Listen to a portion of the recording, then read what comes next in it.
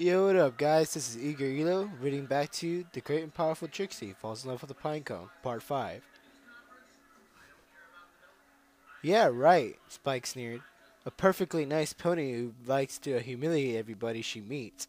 And stop talking to the third person all the time. It's so irritating. Guys, said Twilight, can we just calm things down a bit? Trixie has to speak in the third person. It is part of her mystique. It is essential to our onstage persona. I'm sorry, guys. That was just a bad sentence. Let me just restart that. Trixie has to speak in the third person. It is part of her mystique. It is central to her on-stage persona. Spike frowned and crossed his arms. You're not on stage now. You're exactly the same pony now as you were when you were making fun of my friends. Trixie opened her mouth to speak, but no words came out. Her eyes widened as she realized the little dragon was right. As the years passed, she had found it easier to stay in character all the time, until her persona had become her own character. She thought back to the way she treated those who had come close to her. None of her relationships, none of her relationships had lasted. Was it, was it her fault? Had she driven them away through her behavior? Spike does kind of have a point. I mean, you could try acting a little friendlier, Twilight said. The blue unicorn didn't reply. She had been noticeably shaken by her personal revelation. Trixie, are you okay? Asked Twilight. You seem upset. She turned away, her voice cracking a little as she spoke. Trixie! Trixie has to go now. Trixie has something in her eye. Stop looking at Trixie. She marched straight out of the library, closing the door behind her and walking away at a fast pace. Scene change. Trixie marched straight on, hoping the pair from the library wouldn't follow her. She was near the edge of town before she realized Piney was speaking to her. Why are you leaving? What's wrong with you? Why did you just walk out? She stopped, sighed, and then started speaking, trying to regulate her thoughts by putting them into words. That little dragon was right. It really struck home. I've been playing the role of the great and powerful Trixie for most of my adult life now, and I'm not really sure where that ends the real Trixie begins. Anytime I meet a new pony, I immediately adopt this persona as a kind of shield. I don't know why. Whether it's just to protect myself or it's become hard for me to relate to anyone.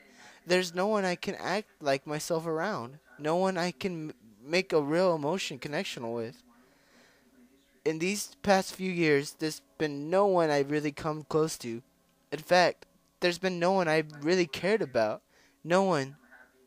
No one except you.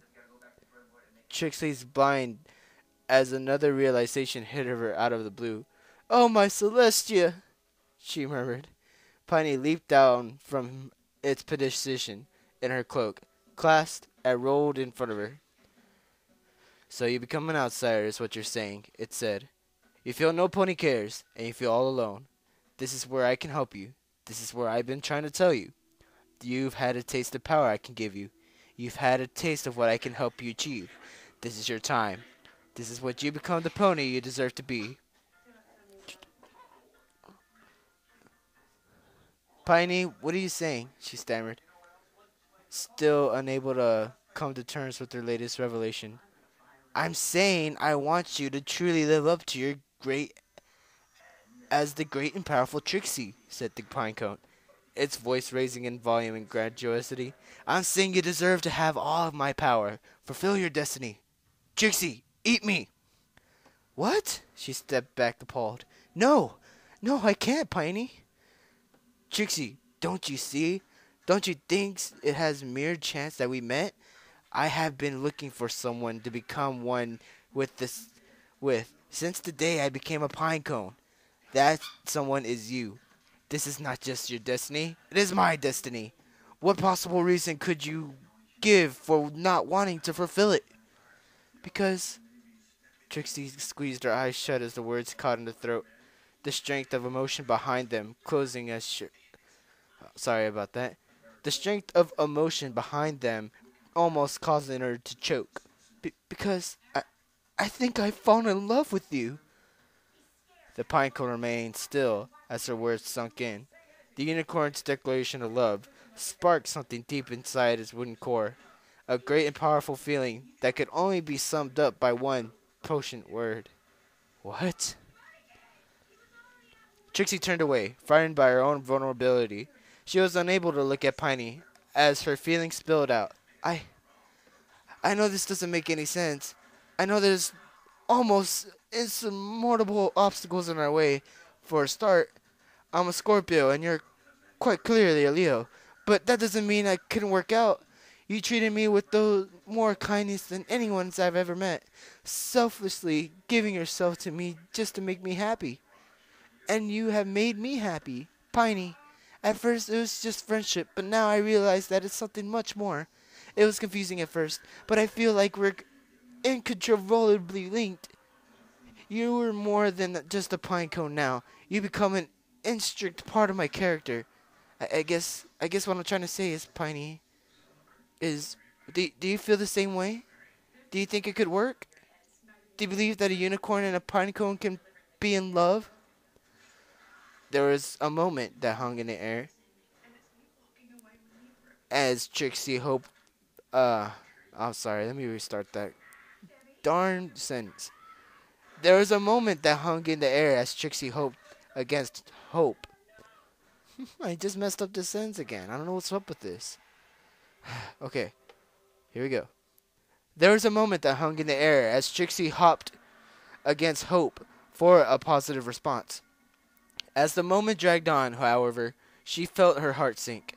Piney's silence spoke volumes, telling her everything that she needed to know. She struggled to stop herself from tearing up.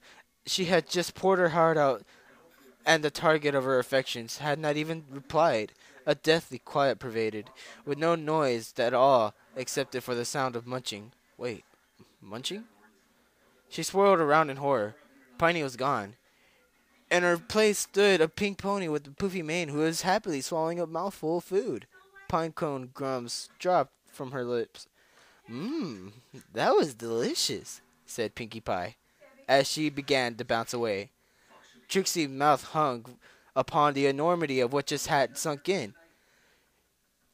Then she gave a long, shuddering gasp. Her lip trembled. She gritted her teeth, then squeezed her eyes shut and burst into tears. She fell into the ground heaving. Uncontrollable sobs exploded from her mouth. She was unable to contain her grief. Upon upheaving her caterwalking, Upon hearing her caterwalking, Pinkie Pie hopped back, a look of grave concern on her face. What's the matter? What happened? She asked. You!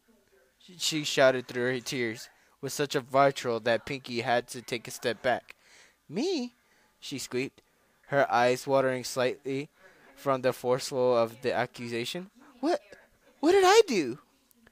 You destroyed the only thing I ever loved.